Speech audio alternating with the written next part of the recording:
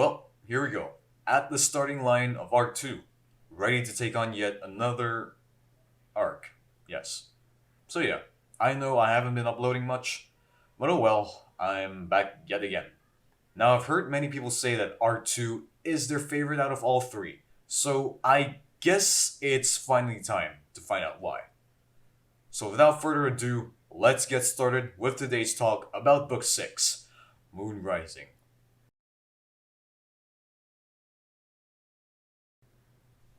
Right. Now, I must be honest with you guys, it felt kind of weird reading this book. Like, I'm used to having dragons like Clay or Sunny as the main characters.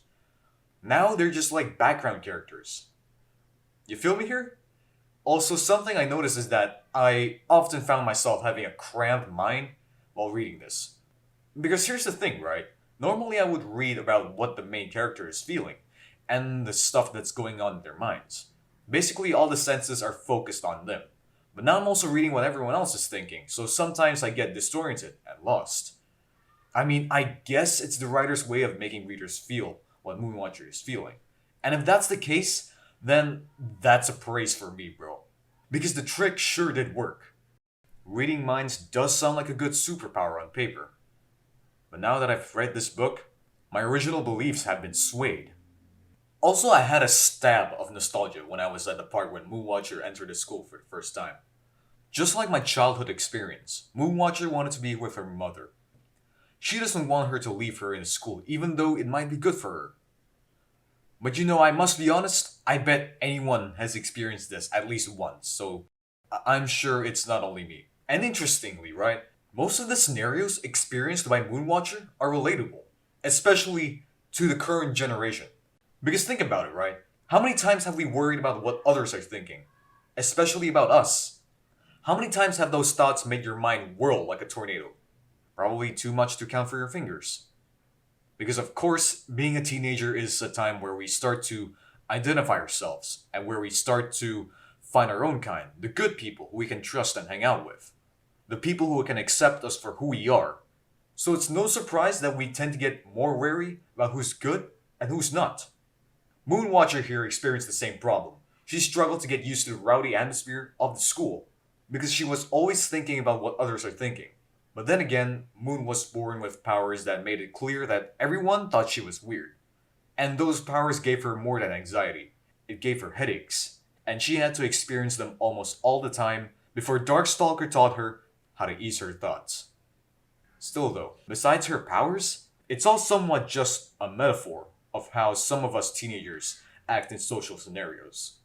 At least before part 2. That's all I'm trying to say, really.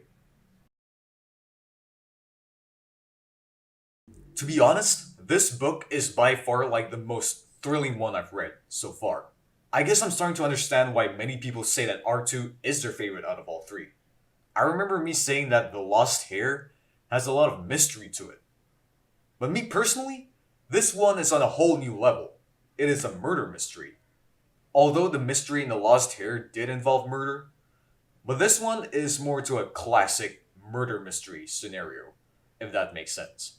It took place in a school, something I would say a tad bit less complicated than the Summer Palace. Throughout the story, my suspicions swayed constantly, from dragon to dragon. Whenever a potential culprit is explicitly stated, or whenever something clicked inside my mind, I would always stop dead in my tracks to close the book and yell into my hands in realization. Believe me, I was in the zone, bro. Every little twist felt significant to me. Not gonna lie, this really says a lot about books. Actually, no, not the books, but the writers. They're capable of keeping their readers guessing. They're capable of making their readers want to know more about what will happen next, luring them into a minefield of twists. It's something I praise writers for, really.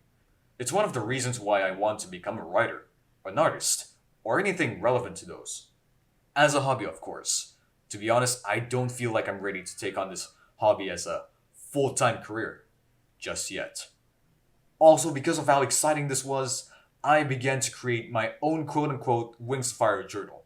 Because I'm aware how easily I forget things and how complicated a novel series can be. So I started to practice summarizing and annotating in order to help myself connect all the dots. And I can't say it didn't help me to understand what's going on a larger scale. I mean, it's a good practice for someone who is going to take a first language English exam as a ticket to study overseas. But most importantly, it's something I do that makes me proud of myself. It makes me proud that I'm doing something productive, yet enjoyable.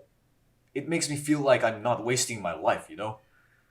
So yeah, because of that, there is no way to express how grateful I am to be fortunate enough to receive all my Wings of Fire books as a birthday gift, from Arc 1 to Arc 3.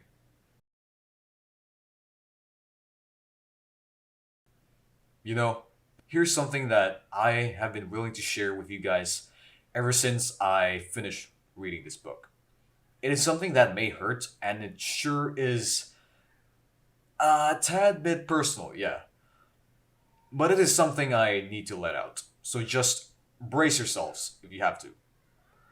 This book is without a doubt the reason why I gave myself a pat on the back after 2 solid weeks of hiatus and emotional distress. A few days before my very recent semester exam, I got sick. I had a boiling fever. I was sick to my stomach. I lost my appetite. I had bouts of diarrhea, and I had to endure nights of sleeping with a plugged nose. At the same time, I also had to study for the exams and do them afterwards. And yes, on the first few days of the exam, I was technically still sick, and I made a full recovery after a solid week. But within that week, I cried from how awful it was.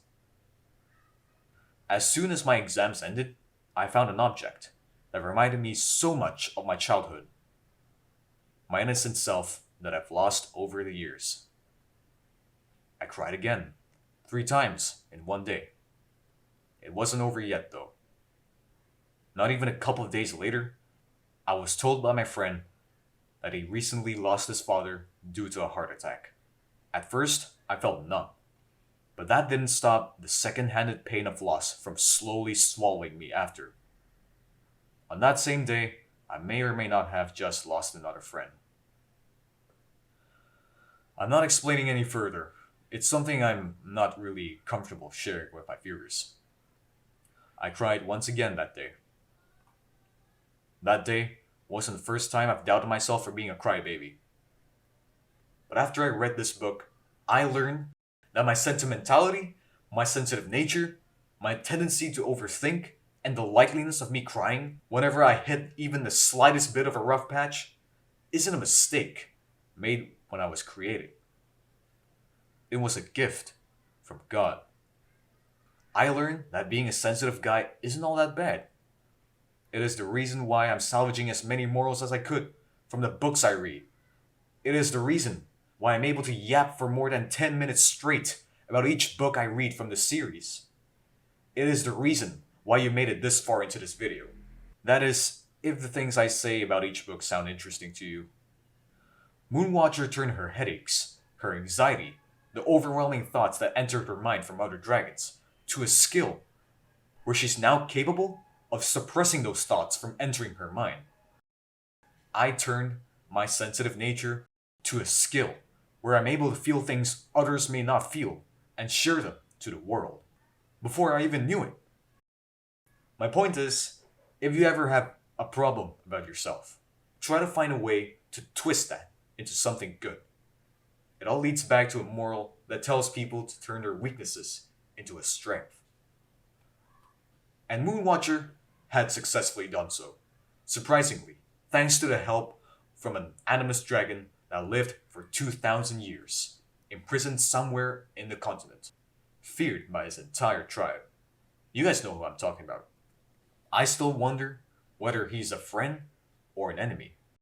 My beliefs about him never stopped swaying. It is a question I long to be answered. But I'm not gonna turn to people or wikis for spoilers. I want to read. I want to find out for myself. I don't want to know. I want to experience.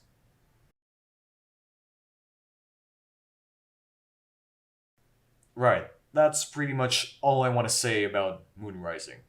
Also, as mentioned in the book, Moonwatcher had an image of Turtle assaulting Anemone when she first saw him. That got me wondering. Why? Why is Turtle assaulting his sister? What does he want from her? Is Anemone an enemy? Or is Anemone anemone? That's a little tongue twister for you guys.